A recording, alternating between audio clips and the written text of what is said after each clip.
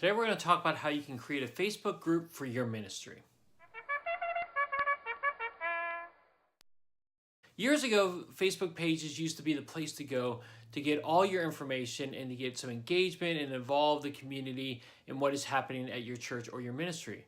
But over time, Facebook groups have become more and more popular, and actually Facebook is using Facebook groups a whole lot more to encourage businesses and ministries and churches to be using them instead of Facebook pages as much. Now, it's still good to have a Facebook page for your church and use that. However, to get community engagement and involvement, Facebook groups are great. So I would encourage a children's ministry, a student ministry, a young adult ministry, any other kind of random ministries that you have in your church, they would create a Facebook group. But how do you create one and what do you do with it?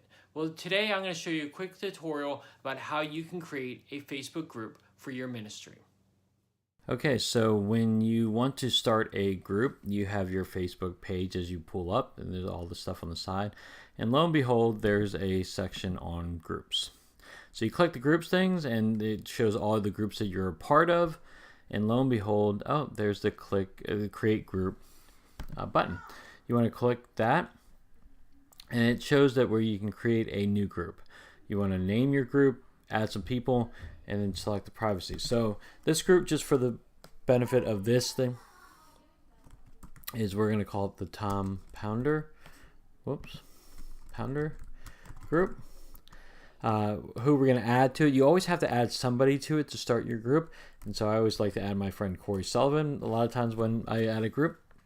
And then you go down here where it says you can select the kind of group you want. You want a public group where anybody can see the group, its members and their posts. Closed group where anybody can find it and who can see it, but only members can see the post. And then a secret group, only members can find the group and see the post. So you have to decide what you want your group to be about. I've had all of them, but I'm going to choose just for this group. I'm going to choose a public group. And a lot of times when I do a online life group, I will do a public group so that anybody can join in on that group. This one you can pin to your shortcuts or not. I always like to pin to the shortcuts so I can find it easily on my shortcuts. And I don't have to keep on searching for it. So we're going to create. And then when you're creating it, wow, bada boom, bada bing, you have the Tom Pounder group.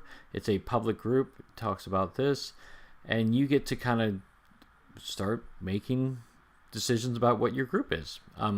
So first thing you want to do is add a photo, because when someone comes and joins your group, they don't want to see something blank here. So you can either upload a photo or you can choose a photo. Just for the benefit here, we're going to choose a photo. I'm going to pick one from mine. Here, let's do this one. This is a friend of mine. His name is TJ. And for the Tom Pounder group, it's going to be me and TJ as the group picture. There you go. It's fantastic. Okay, so we have that taken care of. Your color photo done. And now here's the thing that we can start doing. You can start adding members, different people that you want to have join your group, and they have suggestion members, or you can just simply add them yourselves.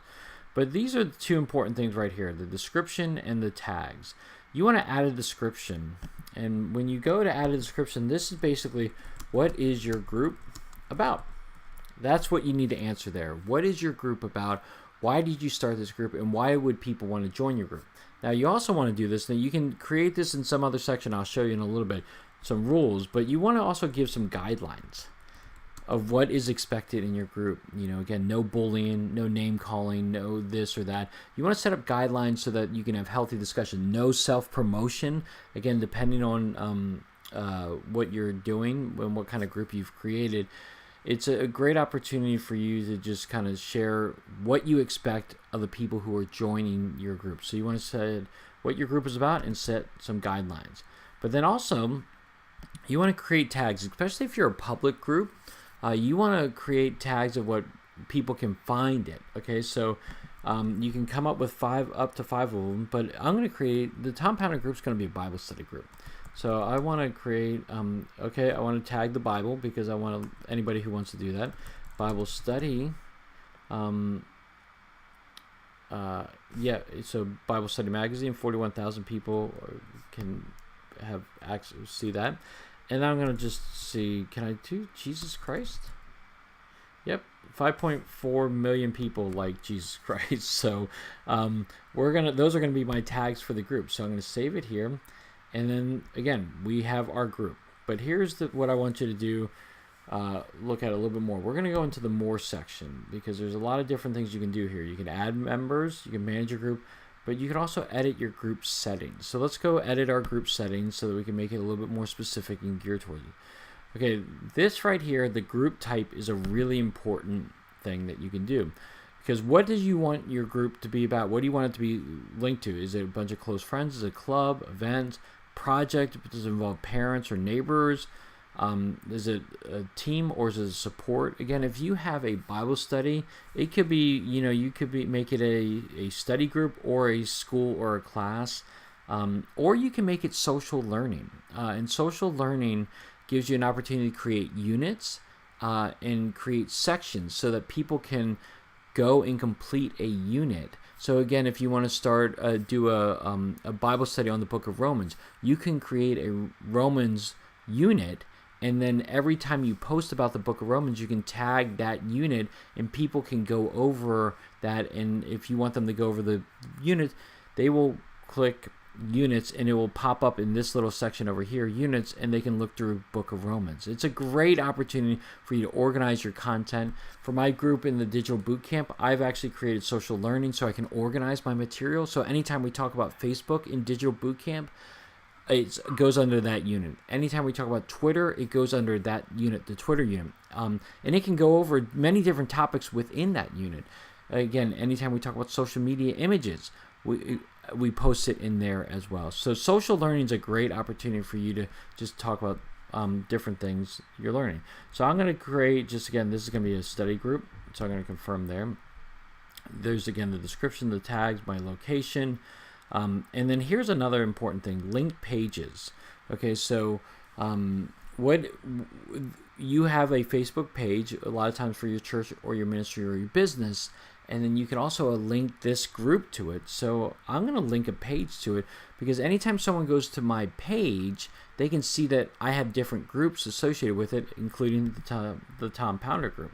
And so here's some different ones. And here's my YM Sidekick. It's a youth ministry group. But out of that group, I'm going to create this Bible study. So I'm going to link that there. And I'm going to link YM Sidekick there.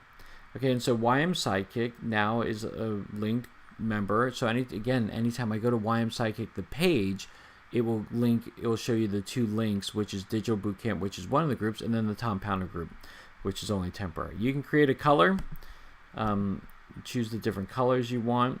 I like yellow. Apply that.